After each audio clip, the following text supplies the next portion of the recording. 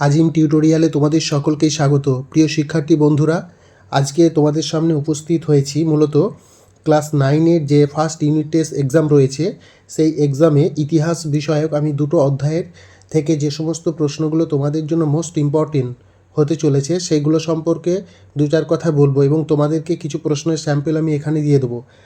I hope তোমাদের এই প্রশ্নগুলো করে গেলে তোমাদের পরীক্ষার যে হবে সেই পরীক্ষাতে তোমাদের কোনো রকম সমস্যা হওয়ার কথা থাকবে না।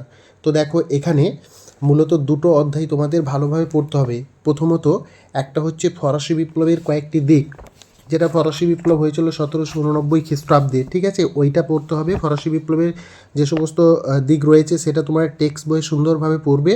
আর দ্বিতীয় হচ্ছে বিপ্লবী আদর্শ, অর্থাৎ নেপোলিয়নের যে সাম্রাজ্য ছিল এবং জাতীয়তাবাদী যে ভাবধারা, সেটাও তোমাদের কিন্তু এইবারে পরীক্ষার জন্য মোস্ট ইম্পর্টেন্ট হতে চলেছে।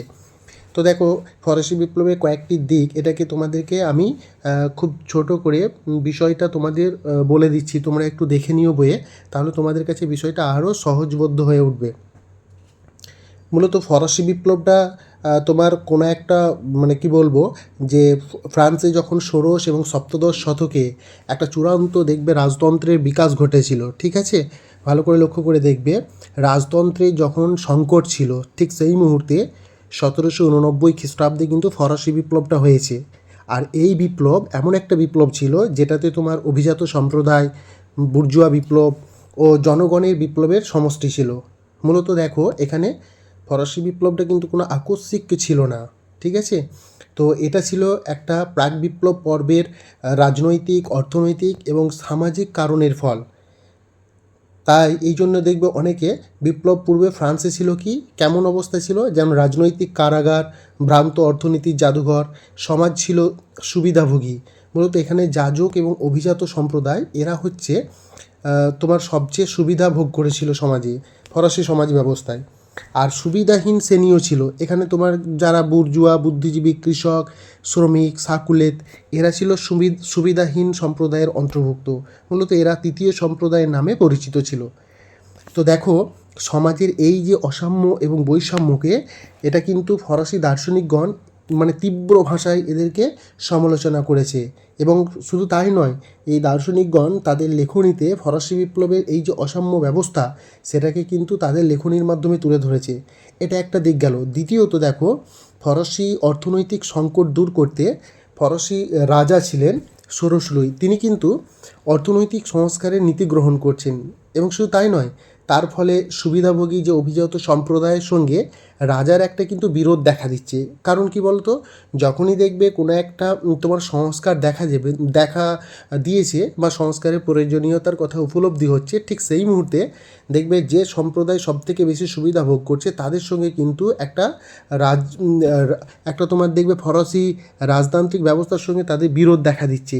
এই বিরোধটা মোটামুটিভাবে ফ্রান্সে 175 বছর পর 1789 খ্রিস্টাব্দে কিন্তু স্টেটস জেনারেল যে আহ্বানের প্রতিশ্রুতি দানে বাধ্য হয়।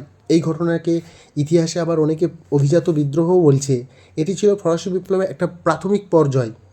এরপরে দেখো, 1789 খ্রিস্টাব্দে 5 মে যখন স্টেট জেনারেলের অধিবেশনের আহ্বানের সঙ্গে তৃতীয় সম্প্রদায়ের বিভিন্ন দাবির সঙ্গে রাজা, অভিজাত, যাজকদের বিরোধ শুরু হচ্ছে এবং শেষ পর্যন্ত রাজা, তৃতীয় সম্প্রদায় এই দাবি কিন্তু মেনে নিচ্ছে।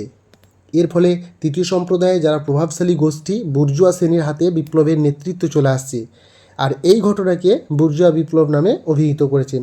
তো যাই হোক, এই রকম এক একটা স্তর তোমার ফরাসি বিপ্লবের প্রাক মুহূর্তে আমরা দেখতে পাচ্ছি।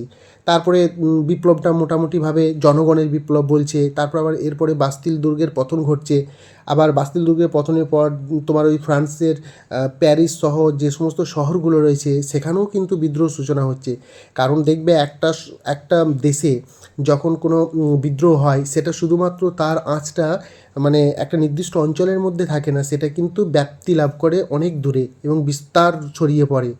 এবং এই সময় বিপ্লবকে কেন্দ্র করেই কিন্তু শহরের যারা সাকুলেত, গ্রামের কৃষকরা পুঞ্জীভূত অসন্তোষ এর বহিঃপ্রকাশ ঘটাচ্ছে এবং ফরাসি বিপ্লবে তারা অংশগ্রহণ করছে। যাই হোক, ফরাসি বিপ্লবে যখন অংশগ্রহণ করছে, সেটা কিন্তু শুধুমাত্র যে পুরুষ সম্প্রদায় ছিল বা পুরুষরাই এই বিদ্রোহে অংশগ্রহণ করছে তা কিন্তু নয়। এখানে নারী পুরুষ নির্বিশেষে সকলেই কিন্তু অংশগ্রহণ করছে। এরপরে ফরাসি বিপ্লবের জনগণের যে বিপ্লব সেটা প্রকাশ পেয়েছিল। আবার এই সময় জ্যাকোবিন শাসনের যে বিতর্কিত ভাবনা, সেটা ভালো হোক মন্দ হোক, জ্যাকোবিন নেতা রোবোস্পিয়ারের নেতৃত্বে ফরাসি বিপ্লবকে রক্ষার জন্য এই সময় আবার সন্ত্রাসের শাসন শুরু হচ্ছে। যাই হোক, শেষ পর্যন্ত সন্ত্রাসের শাসনের অবসান ঘটছে এবং থার্মিডোরীয় প্রক্রিয়ার মাধ্যমে ফ্রান্সে কিন্তু বিপ্লবের এক ভিন্ন রূপ প্রতিষ্ঠিত হয়েছে। এই হচ্ছে ফরাসি বিপ্লবে তোমার একদম সংক্ষেপে কিছু কথা বললাম। তোমাদের দেখবে এগুলো অবশ্যই কাজে লাগবে। তোমরা আমার এই ভিডিওটাকে দেখো, ভিডিওটা ভালো করে তোমরা যদি একটু রপ্ত করতে পারো তাহলে ফরাসি বিপ্লবের একটা মোটামুটি তোমাদের ধারণা কিন্তু হবে। আর এই ফরাসি বিপ্লব থেকে তোমাদের কিন্তু প্রত্যেক বছরেই কিছু না কিছু প্রশ্ন এসেই থাকে। তো এখানে দেখবে তোমাদের রাজনৈতিক কারাগার কেন বলা হয়েছে, অসিয়া রেজিম কী, তারপরে প্রাক বিপ্লবে যাজক সম্প্রদায় সম্পর্কে তুমি কি জানো, অভিজাত সম্প্রদায় সম্পর্কে তুমি কি জানো, তারপরে প্রথম দ্বিতীয় তৃতীয় শ্রেণী কারা ছিল, তারপরেই হচ্ছে তোমার বাস্তিল দুর্গের পতন সম্পর্কে লেখো। এই মোটামুটি এই প্রশ্নগুলো তোমাদের করতে হবে। আরেকটা গুরুত্বপূর্ণ কথা হলো প্রিয় শিক্ষার্থী বন্ধুরা, এখানে তোমাদের কিন্তু এমসিকিউ এবং এসিকিউ যে প্রশ্নগুলো রয়েছে সেগুলো কিন্তু খুব খুঁটিয়ে খুঁটিয়ে পড়তে হবে। কারণ তুমি যদি টেক্সট বইটা না ভালো করে পড়ো তাহলে কিন্তু পরীক্ষাতে তুমি কোনো রকমভাবে তুমি ভালোভাবে দিয়ে আসতে পারবে না। কারণ এমসিকিউ তোমাকে সলভ করতে হলে টেক্সটটাকে খুঁটিয়ে পড়তে হবে। তো প্রিয় শিক্ষার্থী বন্ধুরা, ভালো করে তোমরা টেক্সট বইটাকে পড়ার চেষ্টা করো। আর আমি তোমাদেরকে এখানে কিছু এমসিকিউ সলভ করে দিচ্ছি। যদি তোমাদের মনে হয় যে এই প্রশ্নগুলো লাগবে তাহলে তোমরা আমাকে নিচে কমেন্টে জানাবে পিডিএফের জন্য। আমি তোমাদের অবশ্যই পিডিএফ প্রোভাইড করব, কারণ তোমাদের প্রয়োজনীয়তার কথা ভেবেই আমি কিন্তু এই ভিডিওগুলো ইউটিউবে আপলোড করছি। আমার অফলাইন ব্যাচের স্টুডেন্টদেরকেও দিয়েছি, তোমাদেরকেও আমি দিচ্ছি।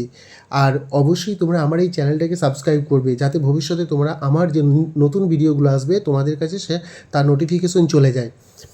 তো যাই হোক, ভালো থেকো, সুস্থ থেকো। পরের ভিডিওতে তোমাদের সঙ্গে দেখা হবে অন্য একটা টপিক নিয়ে।